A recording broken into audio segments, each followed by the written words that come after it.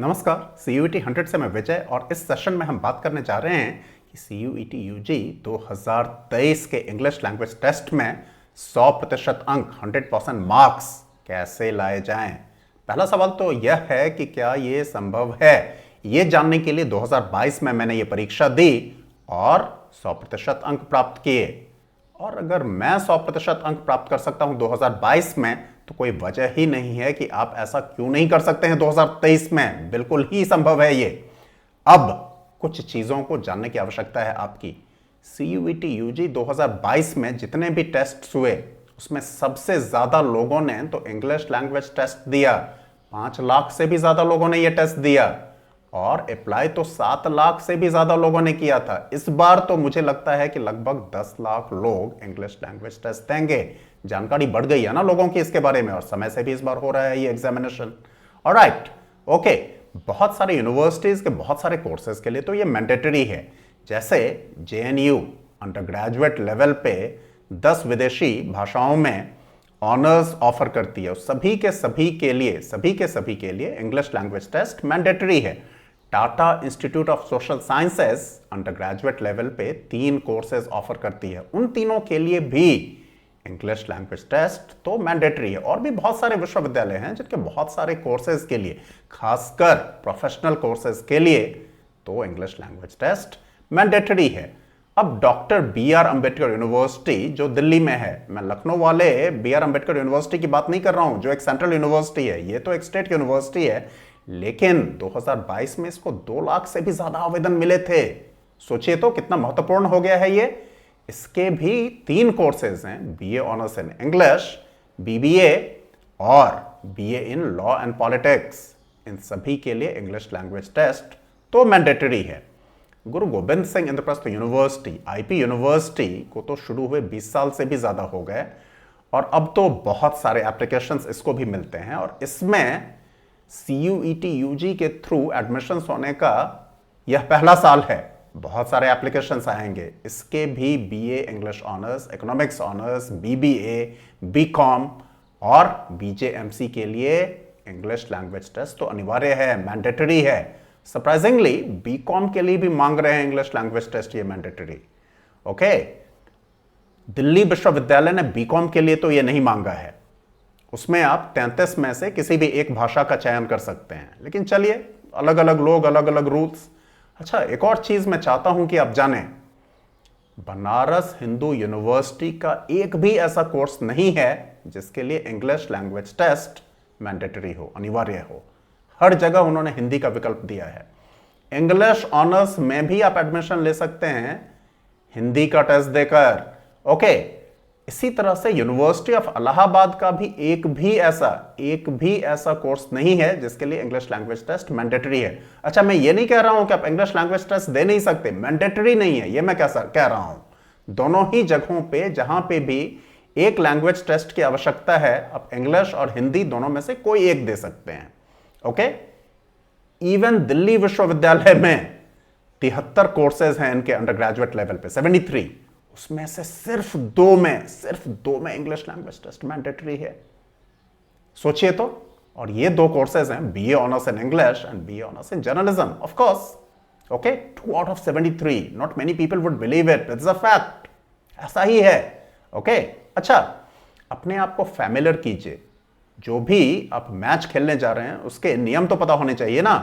तो अगर इंग्लिश के टेस्ट में 100% लाना है तो पता तो होना चाहिए कि टेस्ट कैसा होता है। 50 प्रश्न दिए जाएंगे जिसमें से कोई भी 40 आप कर सकते हैं। मार्किंग पैटर्न, एक सही जवाब दीजिएगा +5, गलत कीजिएगा -1। Okay, alright. अच्छा, फैमिलराइज करने का इससे बेहतर तरीका क्या हो सकता है कि कुछ एक्चुअल पेपर्स आप करके देखें। इसी वीडियो को डिस्क्रिप्शन में हमने 2 एक्चुअल पेपर्स दे दिए हैं, काफी ठीक से क्यूरेट करके, उसकी अशुद्धियां हटाकर। NTA भी बहुत खराब पेपर्स बनाती है, कई बार बहुत सारी अशुद्धियां थी लास्ट ईयर, इस बार भी हो सकती हैं। ओके, और ये मैं प्रूव कर सकता हूं। Okay, alright. स्ट्रक्चर कैसा होता है टेस्ट का? रीडिंग कॉम्प्रिहेंशन के 3 पैसेजेस आते हैं, हर एक पैसेज पे 6 प्रश्न दिए होते हैं, तो 18 प्रश्न तो इधर से ही हो गए। सिनोनिम्स के 4 क्वेश्चन, एंटोनिम्स के 4 क्वेश्चंस, इडियम्स के 4 questions, a word for a group of words, इसके भी 4 क्वेश्चंस। Spelling check. अब सोचिए तो इससे आसान भला क्या हो सकता है। इसके भी 4 क्वेश्चंस, लेकिन आसान तो वो तब होगा ना जब आप स्पेलिंग को लेकर काफी पर्टिकुलर हों। एनालॉजीज के 4 questions, figures of speech, irony बोलते हैं ना, मेटाफर बोलते हैं ना कि अरे नहीं नहीं ये तो मैंने मेटाफोरिकली बोला था।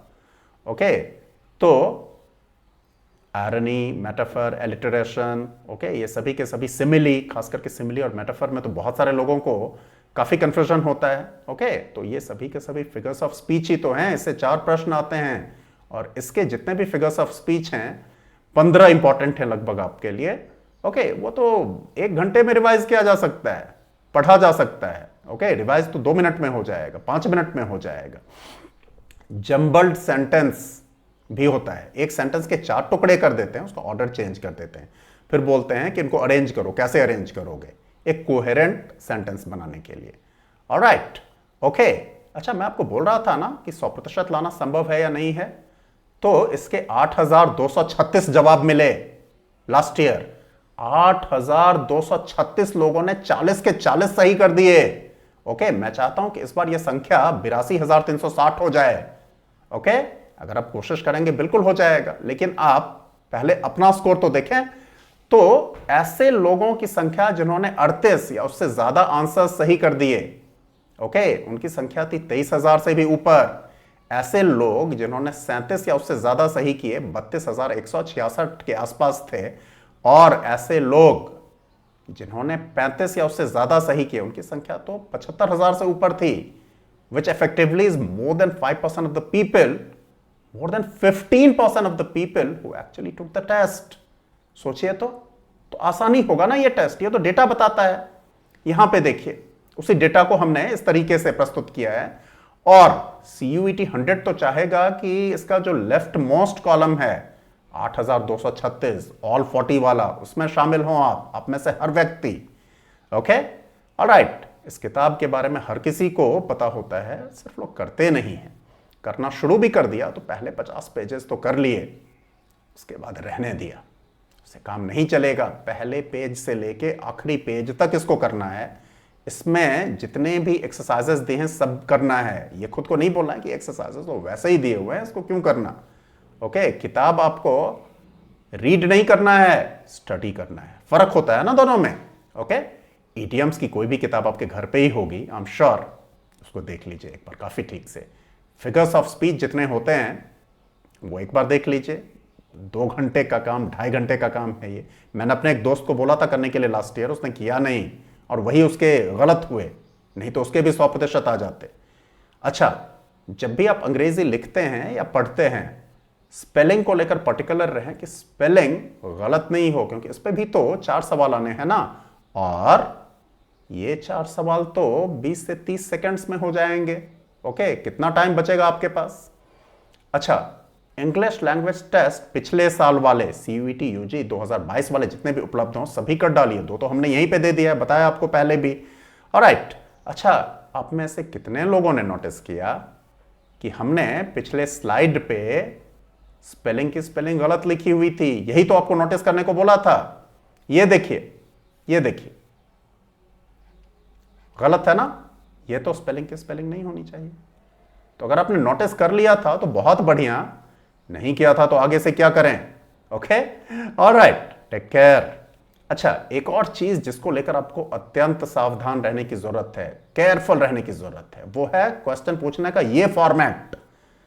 कई प्रश्नों में उन्होंने इस तरह से पूछा था, जैसे ये प्रश्न हमने लिया है CUET UG के एक सवाल से, एक पेपर से। ओके, ये रीडिंग कॉम्प्रिहेंशन पे बेस्ड एक सवाल था। बहुत सारे लोगों ने आंसर निकाल लिया फटाफट A, और उन्होंने A मार्क भी कर दिया।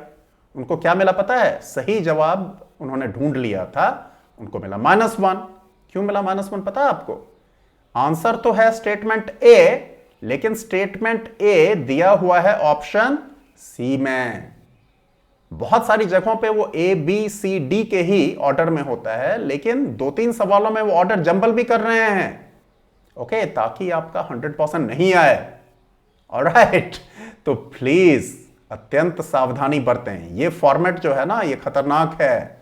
ओके, अच्छा, तो खतरनाक वाला फॉर्मेट देते हैं तो आपको बहुत ज्यादा हेल्प भी करते हैं। अब इस सवाल को देखिए, एक ईडियम का इन्होंने आपसे मतलब पूछा है, ठीक है, to be at 6th and 7th, to be a primary school student, ये तो कोई नहीं मारेगा ना ऑप्शन में।